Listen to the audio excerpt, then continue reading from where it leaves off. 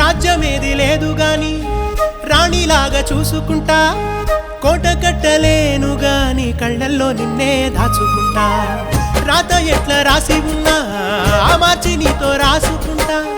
స్వర్గమంటూ ఉన్నదంటే అది నీతోనే ప్రతిరోజు పంచుకుంటా.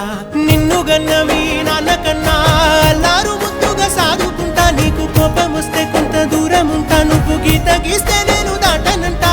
కంట నీరు కంటి రెప్ప దాటకుండా కాటుకై కావాలుంటా.